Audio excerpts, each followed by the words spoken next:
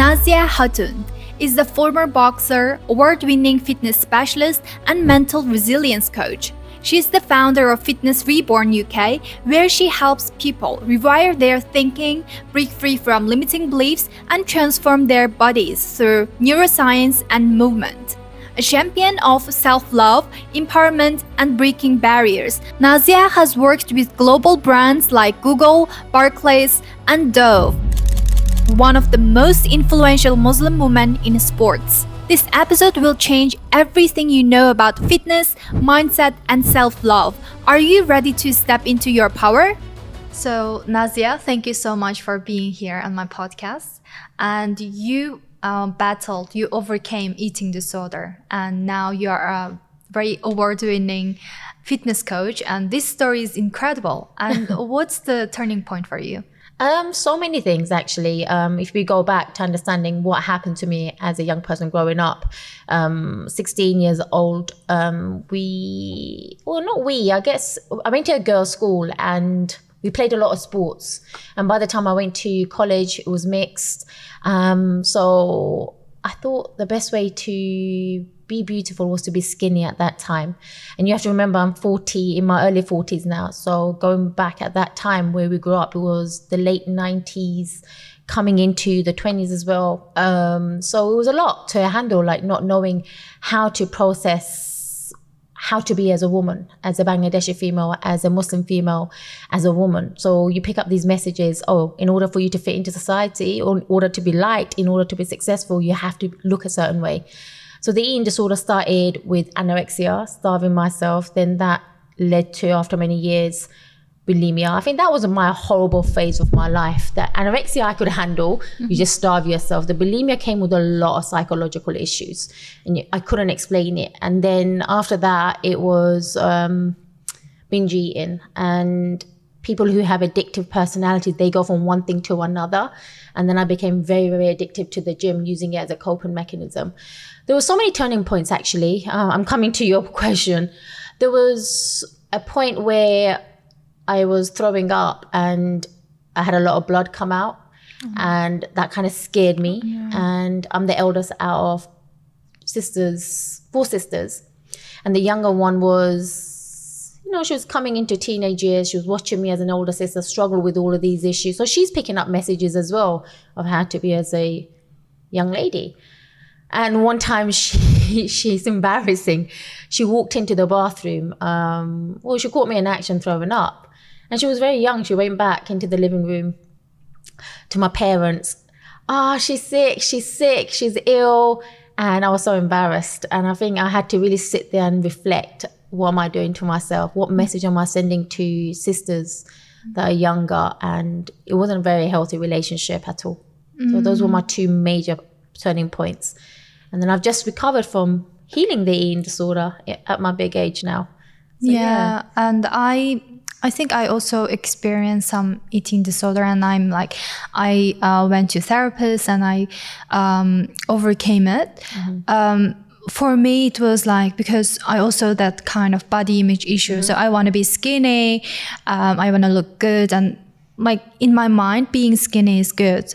Mm-hmm. So I would try not to eat, and then I would just restrict. I would restrict myself to eat more, and I would restrict on the carbs and even fats, and I would just it's ridiculous. I would wash fried vegetables with hot water and then would eat it like that. And I was skinny, but then I had irregular period. So that was the turning point for me. And I would feel no, I don't want to experience this. I want to be healthy. Mm-hmm. So I went back to eating normally, but still I had that kind of body image issue that I want to be skinny. So I tried so many different kinds of fasting, and then it didn't help for my eating behavior. It became kind of emotional eating whenever I feel stressed or don't know what to do.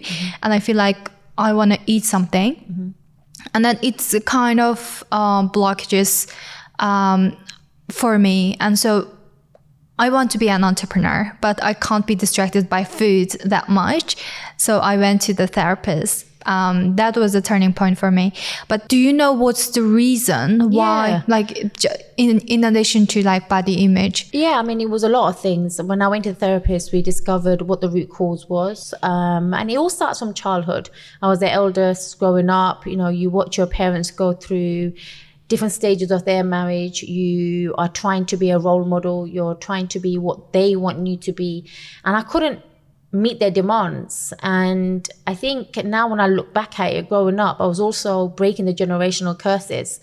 And I had to really detach from pleasing my parents in order for me to, I didn't realize it at the time, breaking these traditions. You can't constantly please the people who are still living in that generational trauma or the generational traditional ways of looking at life. And I always loved fitness. Fitness for me was movement. It's something we enjoyed growing up as a child, playing outside, playing with my siblings and all that kind of stuff. So the root cause was a lot of things combined together. It was me trying to look a certain way, me trying to find my place in this world, me trying to be something which I wasn't sure about. Mm-hmm. And I actually, at the end of the day, I think it was all about, I couldn't control the outside world. What could I control? And it was food. And food was a gateway to making me skinny, or the lack of food, shall I say, this is how I want to look like the girls in the front of the covers magazines. We didn't have social media at the time, but I regret a lot of it. Like when people say you shouldn't have regrets, I wish I can go back to my 20-year-old self and give her a lot more love. I think that's all I needed. I was seeking for love in all the wrong places, not knowing I was love. And that contributed to a lot of psychological issues, my relationship with myself, relationship in romantic relationships as well, my work, everything. It hindered everything. I mean, I would say quite openly, having that eating disorder robbed me of my youth. And, trying to find my way back to myself again. It's taken me 2 decades. It's only in the last 2 years I can say to you, oh yeah, I'm actually a healed person. I don't look at food in a nasty way or a negative way. I can eat the chips, I can eat the bun, I can eat everything. But I don't fully think we heal from it. We just have to do the chunk of the work in therapy and manage ourselves around it. I still have body dysmorphia issues. I still have self-image issues. It's how I can turn the negativity into positivity now. And it's not always easy. Yeah, thank you so much for being that vulnerable and share like your thoughts and journey around like how you try to build a different relationship with the food. Yeah. And how do you describe self-love? I love that question. I mean, I teach this now with the girls that I work with. I became a body transformation coach from my own experiences. I used to be an amateur boxer as well in my early 20s. And again, that came with its own highs and lows, trying to be a female athlete, looking like a female boxer. Self-love, it's a journey actually. Self-love is the embodiment of how you want to be treated. How you treat yourself is how the world will treat you. It's about doing the inner work. It's about honoring yourself. It's about respecting yourself. It's about being compassionate, being kind to yourself. And growing up, we weren't taught all of this. We weren't taught how to be kind, compassionate, honoring ourselves. We were taught how to please everybody else but you. And self-love comes from this one thing that I say, make yourself a priority, because you deserve the good things in life as well. And when the girls come in, like for me, fitness has always been a tool for me to use to become who I need to become. But at a point, I was using fitness to punish myself. I was using fitness because I felt guilty of eating food the day before. I felt guilty for not being good enough. And now it's using fitness how to become a better person as a tool. And self-love, again, boils down to understanding myself, honoring, I'm going to have highs and lows. How do I come back to myself? And fueling that from filling my own cup up basically as well. And, I've learned in the last couple of years, it's not about taking the bubble bath. It's not about, this and that, putting a face mask on. It's going out on self-love dates, being okay in my own company is so important, and not having attachment to other people or needing to be around other people all the time. It was a huge milestone for me. And alhamdulillah, I can say, I'm quite confident in my skin. I owed it to myself. I owed it to my younger self. I owe it to my future self. And I can see the difference. It's just being confident, being happy in who I am. And self-love is something that you have to work on every single day, the inner work. The way out is going in, as they say. So, yeah. Oh, thank you so much. That's a very perfect answer, I think. So you do boxing to build an unshakable mindset. And what's the one exercise you teach to your clients, whether it's mental exercise or physical exercise, to remove these kind of negative thought patterns? There's so many, but the first one starts with gratitude. And as a Muslim, we are taught, be grateful and I'll give you more. And it's given to us in the Quran. And there's a lot of things I paid attention to now that's made me realize, wow, I've been looking for this in all the psychology books, all the self-development books, but it's here. And starting with gratitude every single day allows you to rewire your subconscious mind. It allows you to focus on the good things. It allows you to focus on nourishing your body as well. And we know this is now with research and all the podcasts that are out there.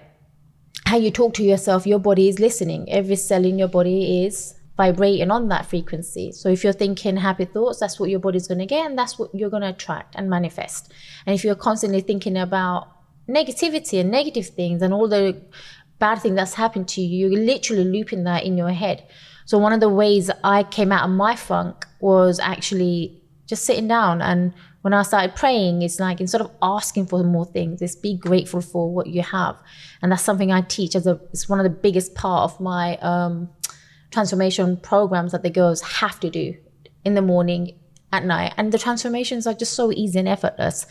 But going back to the boxing created an inner beast. I think it was my alter ego for sure. But it taught me so much things, like being disciplined. Like, a lot of people lack discipline today because we have so much distractions. For me, you don't have to tell me to go to the gym. I'll wake up and it's the first thing I go. It's already in my blood now. It taught me how to be confident again. And that goes high and low, depending on what the life situation is. It taught me how to stand up for myself. Sports allows us to become so much than just doing the sport. How do you take this in the gym when you don't want to do it on the days, but you still come in and you face your own discomfort, you face your own demons? How does that then translate in your work life, your relationship, your role as a mother, father, a husband, a wife? You see, so it makes you a better person. People don't realize it, but most people are not used to facing the discomfort. They run away from it. So yeah, for me, it was just understanding, oh my God, because of this, I've become this person. And even talking now is like using your own voice. You're standing up for yourself, for people who are going through injustice. You got to have some kind of core element that's certain about you. Yeah. Thank you so much. So your energy is fierce but nurturing. I love that. Fierce but nurturing. Yeah, that's both of my personalities. Yeah. And yes. I believe that you might work with some people who are going through some mental health issue, body image issue, probably a lot of negativities in their current life. But how you protect your energy while dealing with these clients? So I'm a very empathetic person. So I feel things a lot more, and it's a curse and a blessing. In a world where we don't feel enough, it's nice to feel, and sometimes we absorb all of that energy from other people, and especially where I work with clients that are going through a lot of trauma, and me being the person, the coach that's helping them come out of that situation, or actually healing the parts of themselves that they've never paid attention to. And the best way I've learned is praying again, coming back to my 5 times a prayer, salah a day. And it's something I've been practicing more consciously in the last 5 years. Meditation. I shower first thing in the morning and last thing before I go to bed. And it's small little things. It's having sage in my room, my work area, having sea salt around me, doing breath work, going for walks, taking care of myself. And these are things that I believe has preserved my energy, so I can pour back into people. I love time by myself. It's like I have a low battery after a few hours of being around too many people. So going into isolation, it's helpful, like just to go into your own thoughts and understand what's going on, or processing as well.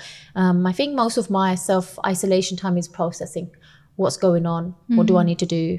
What happened with this client? What can I do better? So inner work is so important in reflection as well. Thank you so much. It reminds me my energy mantra. Yeah. It is like gratitude, forgiveness, and accountability. Absolutely. If your energy had a mantra, what it would be? If my energy had, can I swear? I think the fierce part of it is, I really don't give a flying, I'm not going to swear, flying monkeys about what people think about me anymore. I never did. But it used to bother me. As a human being, we care about what people think. So the mantra is, I really don't care, but I do care. Like me, don't like me. It's like, okay. It's a weird one. I can't explain it. It's having so many different ways of looking at life, isn't it? So the mantra really is, do what you have to do. Yeah, be yourself. Yeah, but people don't know what it means to be themselves. That's a search we go on, the journey of self-discovery, to be yourself. And literally we go back to the person we were as a child growing up. So the nurturing part of me comes from being the older sister. And the fierce part comes from, I'm in a very dominating patriarchal world. I have to have that part of me. But I love the balance of both. I can step into my masculine energy and my feminine energy, depending on who I'm talking to or what audience I need to get my message out to. And we need both of those sides. Otherwise, I was angry all the time once upon a time, It wasn't healthy for me. Actually, your programs help people fall in love with themselves. Yes. So how it works, like what do you do with them? So I was my first client when I developed these programs.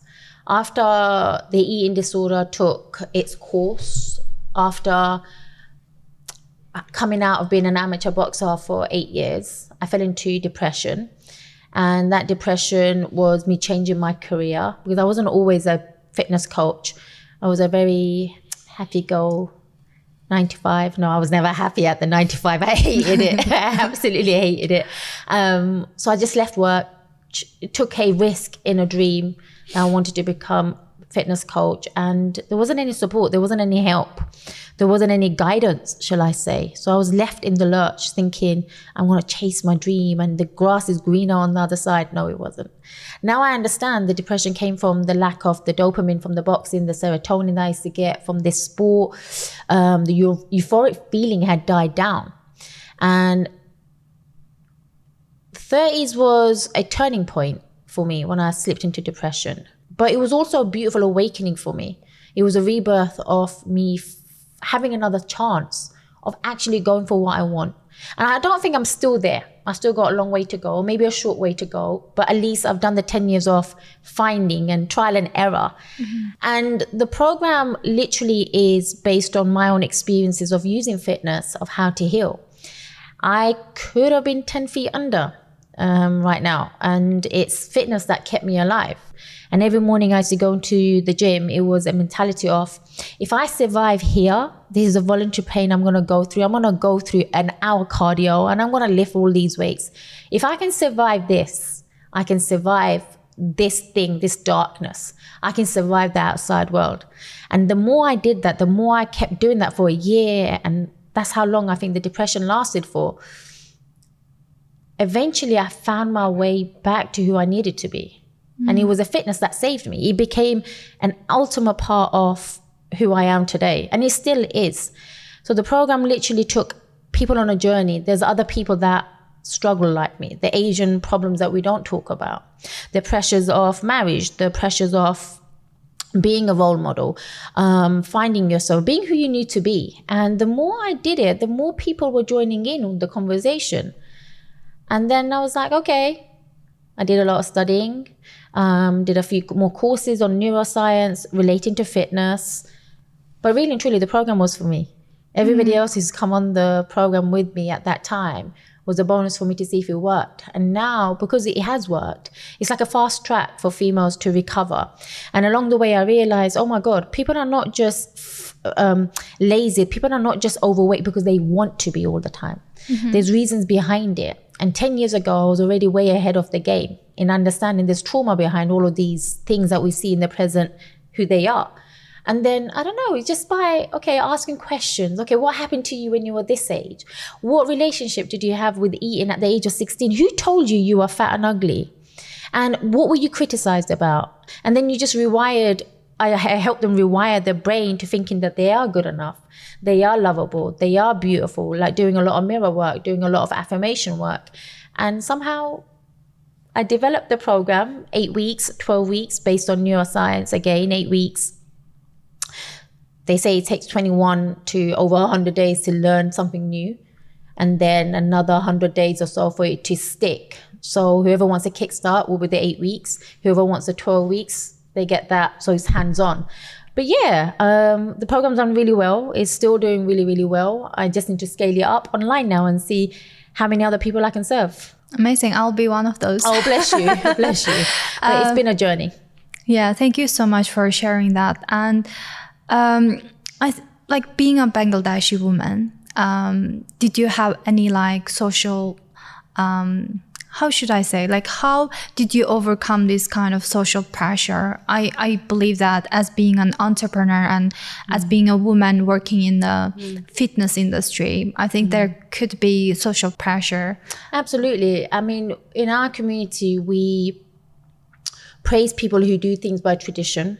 The person who goes to work, becomes the wife, becomes the goody girl, does everything that they're supposed to do. And the ones that want to live life according to they want to live, it comes with its hurdles. Of course it does. And from a young age, my dad is a girl's dad. He's got 5 daughters, including me. So he raised us on whatever man can do, you can do. Okay? But he forgot to tell us we still have to embrace our feminine energy, which we find out. But we got the message that this is a man's world. We got the message from a very, very young age. So me and my sisters, without even realizing it, we were running marathons. We were doing things. Like I was an amateur boxer. One of my other sisters is an avid runner. I learned how to run from her. And the other sisters are runners and swimmers. And one is a triathlete. One does basketball. So all of us collectively were doing things that my other cousins weren't doing, the girls in the families. So we stood out like sore thumbs, especially in that time where there was no Asian girls in the fitness.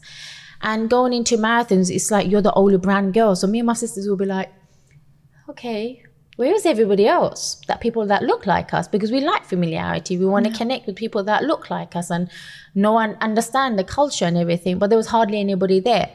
So it was like, okay, you're going to get, we used to get backlash from our own community anyway. And then we're trying not to judge ourselves. But when I look back at some of the scenarios, it was hard to change people's thought processes of accepting maybe females who are doing something different, that are not accountants or doctors or pharmacists or whatever it is. So the pressure for me was really like holding on to the dream, holding on to being a fitness coach. And now, alhamdulillah, we have so many Asian girls across the board because of social media. They're there. We were always there. It's just we weren't represented. And especially in the mainstream fitness industry, even till now, I feel like there isn't enough representation. They're doing amazing for hijabs and colored females and females from different backgrounds, but it's not mainstream, if that makes sense. Yeah. So back then, I had to become the role model that I never saw for my own self. I didn't go onto the scene to inspire anybody else. It was just me. I was just doing me. But times are changing now, I think. So we're more acceptance of people that are doing diverse things, different things. Yeah. But it also helps that social media is there showing us these people exist. That gives us permission that we can be different. And being different, you always going to pay a heavy cost for it anyway, right? Whether you like it or not, you are going to pay a certain price just to do your own thing in your own way. But it's nice. You do things according to you. You make your rules up, not according to what the status quo says or what your family want you to do. And that's hard sometimes. Yeah, it is hard, but like you overcame like the difficulties that you face, and you choose to be yourself and do the things that you wanted to do. Yeah. I hope that answered your question, by the way. Yes, it did. Wanted to, like, because you run marathon for charity and you overcame like this eating disorders, and now helping people with the mindset and also like overcome this kind of body image issue. So do you think that your pain shaped your purpose? Or? Absolutely. Yeah, absolutely. And that's what makes me a great coach, I like to say. Experience, not just textbook, because I can relate to the girls. And every time the girls, when they come in for a consultation, why do you want to work with me, is a question I ask them. Not just to give me a big head, but it's nice to know why.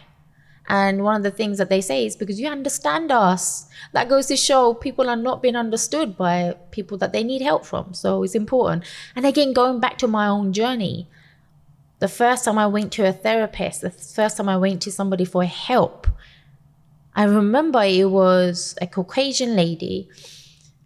She couldn't understand my complexities of, my parents want me to get married. And she was like, and? I'm like, you don't understand. I don't think you can understand. Like, I'm trying to tell you, they want me to get married, but I'm not ready. Yeah. And how old were you that time? I was, just about 30. Okay. About 30. And it was the first time I admitted, okay, I'm going through depression. I'm actually suicidal. I need help. Oh, no. Yeah. And then when I went to that counselor, every time it was an hour, I've just opened up in the last 5 minutes. Oh, it's time to go. And I absolutely hated that feeling. I was like, I need help, but you just treat me like a number. And I get it. It's the NHS. They have a lot on their plate.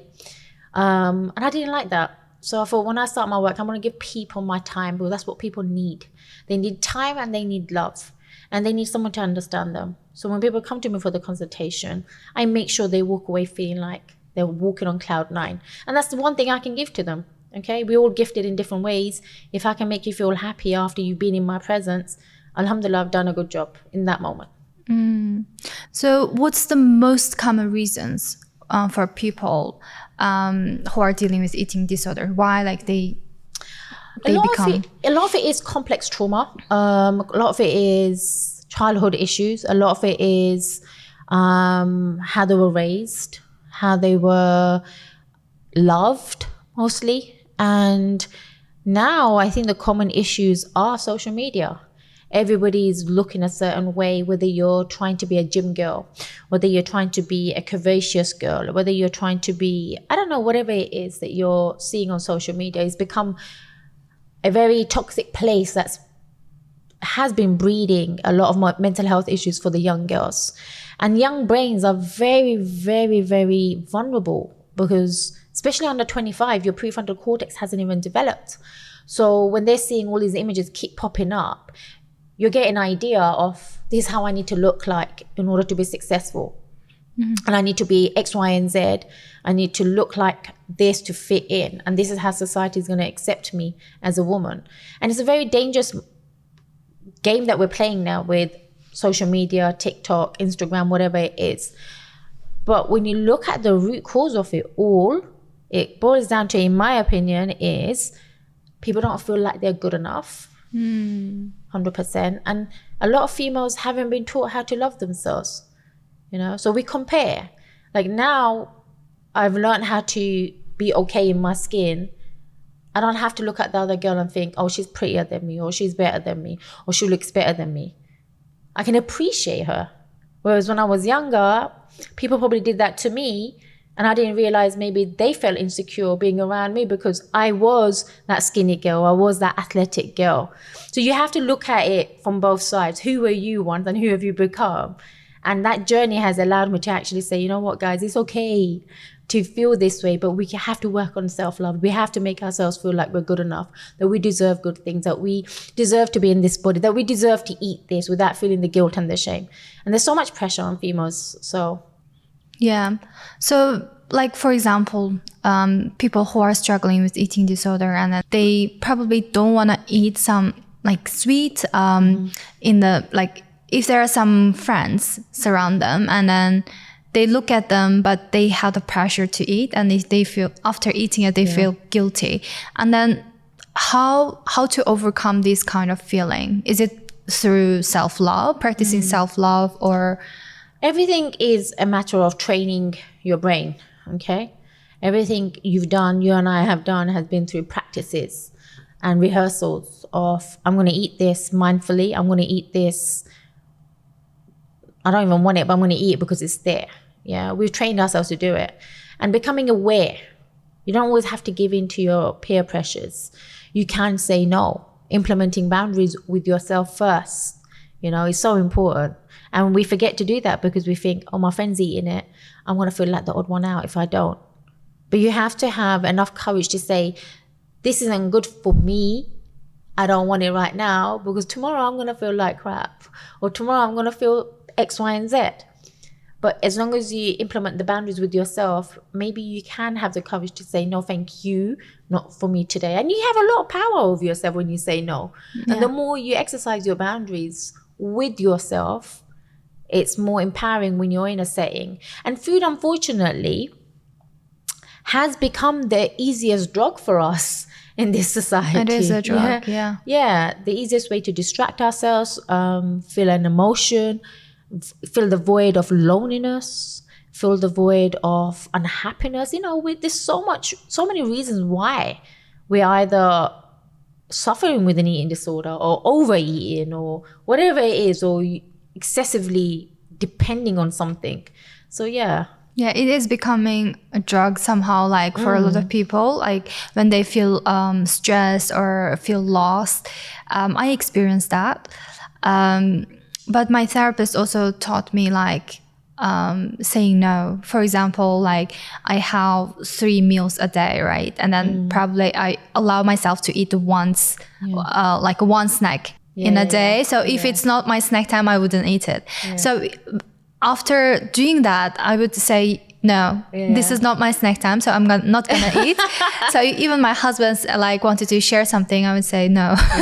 It's not like, it would start like this, very strict, and then it become like I don't need to think about food right now. I just focus on my work, and then it helped me to build that kind of thought pattern in my head. I think it's like you also deal with neuroscience, right? Like how you incorporate neuroscience to this, like overcoming eating disorder, building a good self-image. I think I'm not a neuroscientist. I just studied a lot of the neuroscience relating to fitness.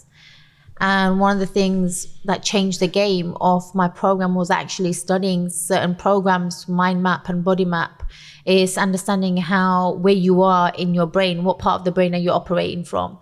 And most times people are in survival mode. We all are most of the time when we're going through a chaos or we're trying to survive an environment. And is using tools and techniques to get them back to the human brain, the prefrontal cortex, the logical part of the brain, so they can actually have a rational way of looking at what they're doing. Okay, so for example, if you wake up stressed, if you wake up tired, there's going to be a trigger. You're going to get anxious. You might feel depressed, whatever it is that your dominant negative thoughts are. And from that emotion is going to drive what you're eating. You know you got to eat the salad today, but somehow the brain is like already hijacked. And it's like, okay, I'm going to go for everything that's going to make me feel comfortable. So it's getting people to actually make mindful choices. And mindful, again, is very how do I say it? Everything is about mindful, everything about this and that and that. We've been doing mindfulness for years.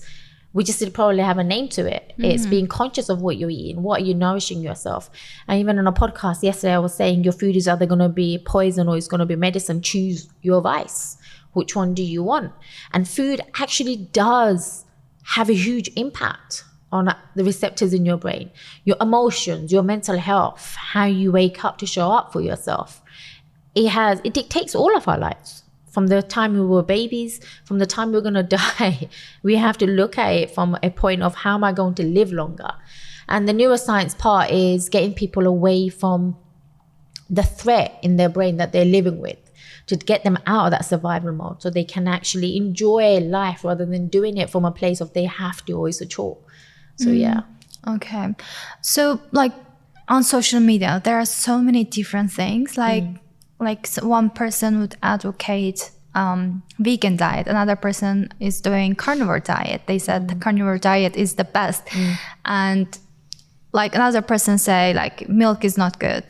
And another person say oat milk is not good. That's the worst. So like there are so many different kinds of messages on the internet, on social media, and how it's like affecting people when they're having like food choices. We're living in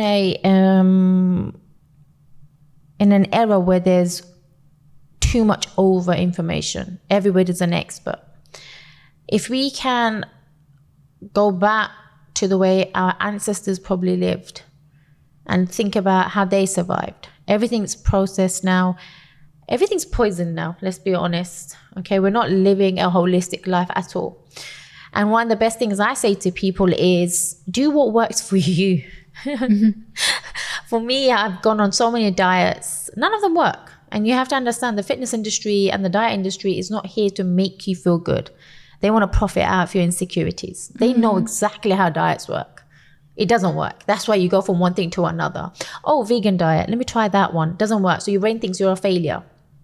You can't do anything. Then you go on this yo-yo spiral. Then you find the carnivore diet because, I don't know, Kim Kardashian endorsed it. She probably doesn't even do it. She's just showing it as a way to advertise things. We've got to be so careful about these tricks and methods that they use to get you roped in.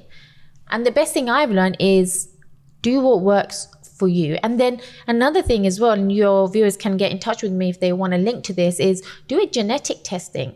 Find out what you're supposed to eat based on your blood type and based on your genetics and your DNA.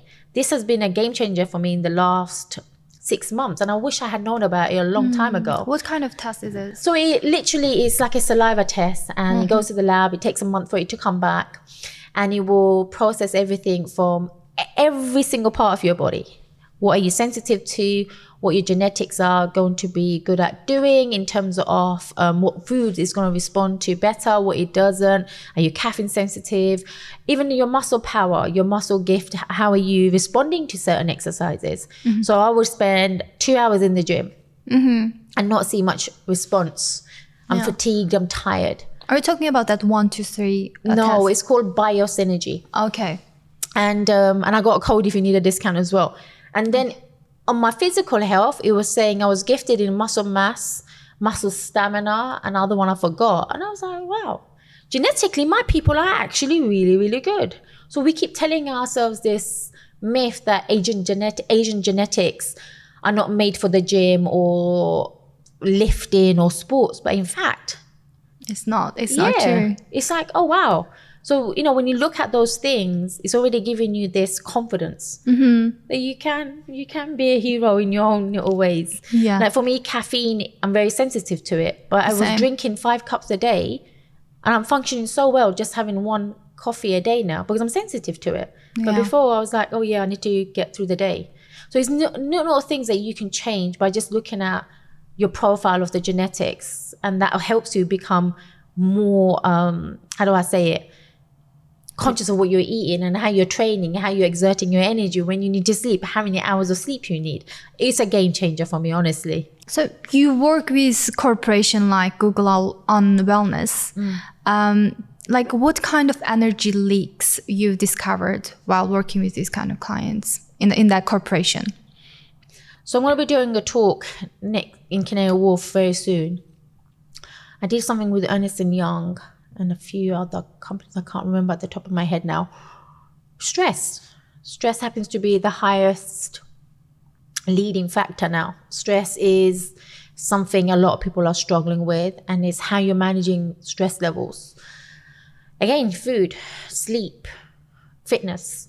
You have to know how and when, and also understanding how your body is responding to stress. A lot of people are sleep deprived. A lot of people are overworked, not enough rest. Hands up, I don't rest much, but I have been learning in my soft girl era. And for us females as well, I think the biggest takeaway I've learned in the last decade is we're not the same as men. We can't work and function like men do 24/7. We have delicate hormones that are fluctuating. 1 minute we're okay, next minute we're not. Men's is just there, you know. We have to work with our cycle, period cycle, and the moon cycle actually.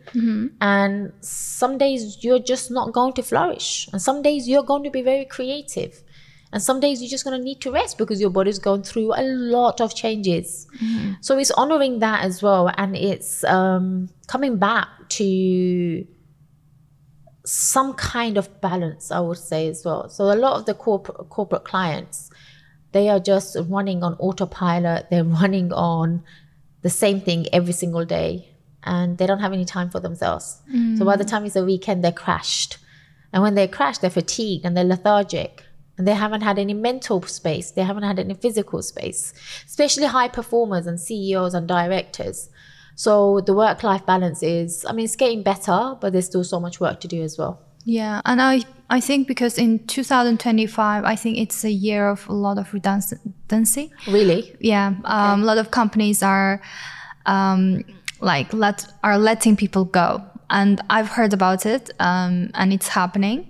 And maybe some people are struggling with that as well. So I need to work hard to keep this job. So that kind of stress, it's happening in like, I can hear from some of my friends. I hope they can like take care of themselves and also their health and put their health first. Absolutely. No job is worth your health. And people realize that later on. I see it all the time, like training people at high level.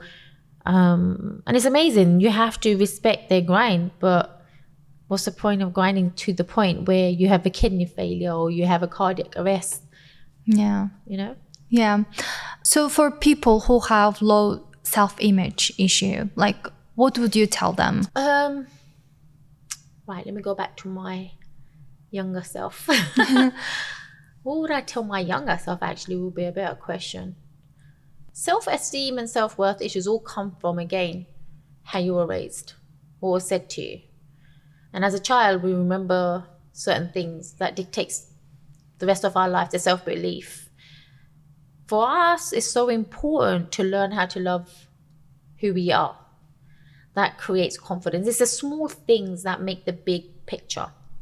So if anybody's struggling with self-esteem, self-worth, you have to go back and ask yourself, what's causing that? First of all, identify what it is. So for example, last year, after doing so many years of work, I found myself facing horrible bout of body dysmorphia. I found myself feeling not worth it, not good enough, not pretty enough, not beautiful enough. I completely lost who I was. And it was hard for me to accept that. And it took me 8 months to come out of the funk. And what I kept doing was doing the things that I did as a 20-year-old. I'm not good enough. I'm not pretty enough. And the more I did that, I trained my brain to believe it. And the moment I was like, okay, this is getting out of hand now, stop it, I had to re-engineer the way I spoke to myself. And language has a huge impact on our brain as well. So look at how you're addressing yourself. And I love this one quote. I'm going to share it with you. Thank you. Mae West said it, if my friends were to speak to me in the way I speak to myself, they would no longer be my friends. Right? And we have to learn how to nurture our thoughts, our words, because words have an impact on what we're putting out there. Words have an impact on our bodies. Words have an impact on everything that we do. So learn how to talk to yourself nicely and be kind to yourself. If there's anything I've taken away, and that will take away to the grave, is learning how to be kind to myself.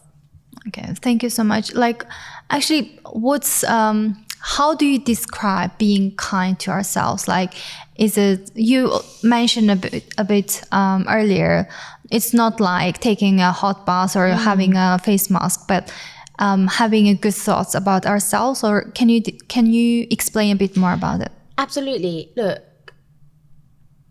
one of the things we're going to learn as we grow up is life is going to test you. And how do you face those adversities? Actually, how do you show up for yourself in those moments of adversities? Are you still kind to yourself and people around you? And being kind to yourself for me right now means how to honor those emotions. And so, for example, the last couple of days, I was angry. And I have not felt this angry for a long time. So I had to be like, okay, let's process it. Let's understand why I'm angry. Just by giving my brain that moment of saying, I'm going to understand it, allowed me to just ease off from anger. Something happened. And then being kind to myself actually for me was not to judge myself as well, right? Because before you can judge me about something I might have done wrong, I'm going to scrutinize myself. I'm going to be more harsh on myself than the feedback I'm going to get from you. You're going to help me mellow it down. But in my head, I'm going to be like, this was the worst thing that I could have done. And the more you do that, the more you move away from being kind to yourself. So coming back to a point of kindness is understand it's happened and respect it. And that's it. Just move on. And it's easier to move on when you've processed it and allowed it to take its course. And sometimes we don't. So then we come back next day and we're still feeling the same way. And the next day we're still feeling the same way. And it's hard to shake it off. I used to do that in my 20s. But being kind to yourself is okay, soothing. Learning how to be self-soothing. Like if I was to talk to my own child like that, would I berate it? And the answer is no. Because I understand that child didn't know or wasn't aware. So talk to yourself like you would as if you were a child again. In terms of eating disorder or fitness or self-worth or self-image, is there anything that you want to talk about or you want to share with my audience? Yeah, I'm going to share this quick story. It was Maxwell Maltz. He was one of the first surgeons. I think it was I don't know now, I can't remember, 1960s, maybe before that. And Maxwell Maltz found out something very interesting that is based on my work as well. And every person that came to him for plastic surgery, he was one of the pioneering plastic surgeons. People came to him to change the nose, change the face and everything. And he did the work. And, back then it wasn't as expensive as it is now. And he was like, yeah, that should have changed the way they think about themselves. But people kept coming back to him to get more work done. Mm-hmm. So he discovered it wasn't about the facial look or the external thing. They didn't believe they were still pretty or good enough after getting the nose reconstructed or getting the lips done. And if you look at today's society, look at what plastic surgery has done to so many people. They have destroyed their look. Yeah. Because they keep going back for more. They get addicted to looking good. And what Maxwell Maltz discovered was self-image was a big thing.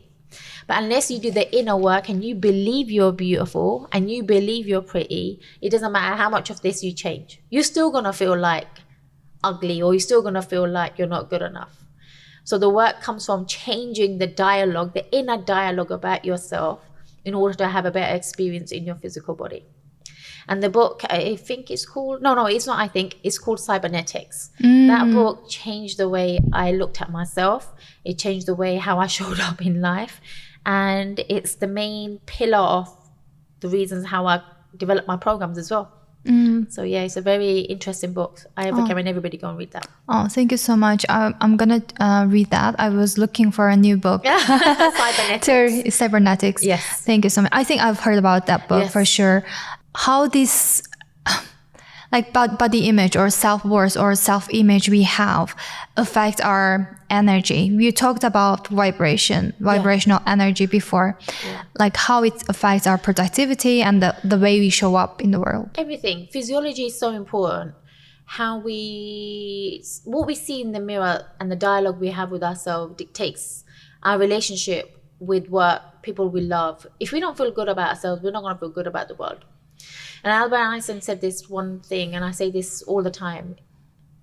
Is the world you live in, is it a safe place or a dangerous place?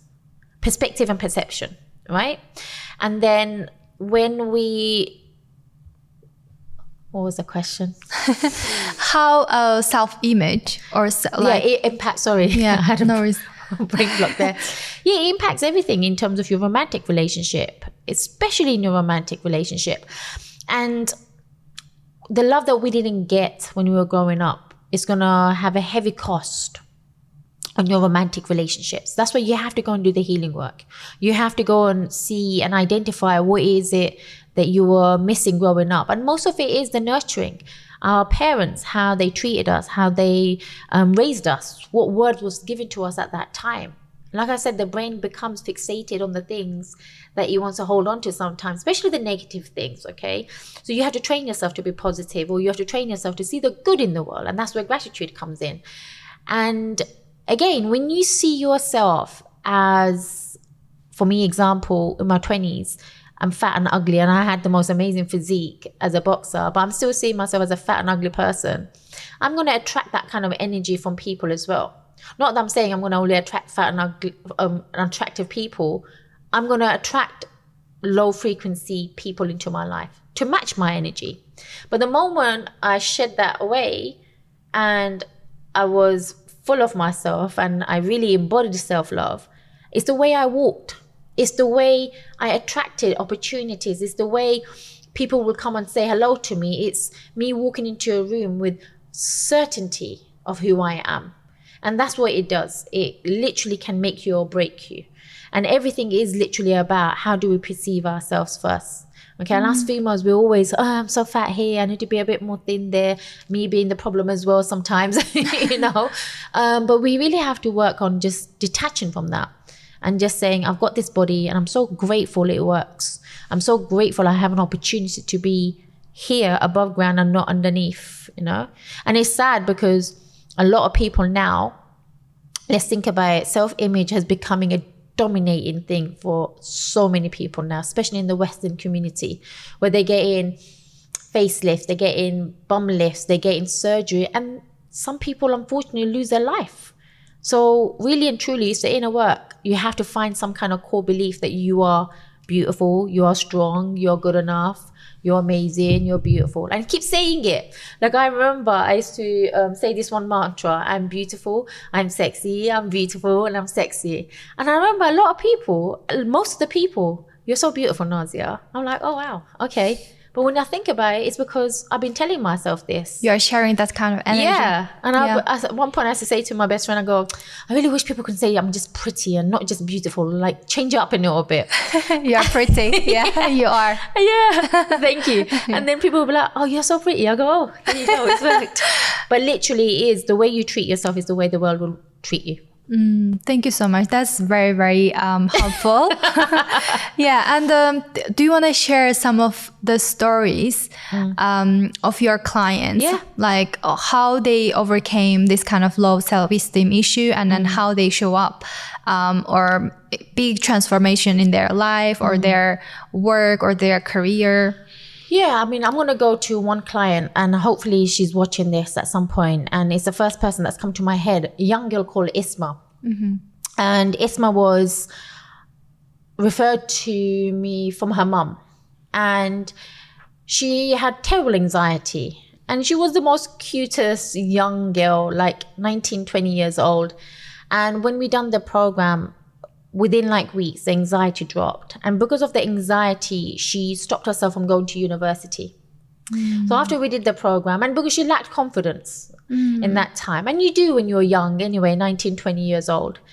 So when we finished the program, we did a lot of things, got her to eat properly, got her to exercise, got her to fall in love with who she is, getting her to actually go out and actually network with people. And then last year, she enrolled into university for the first time. And I think she's done her second year now already.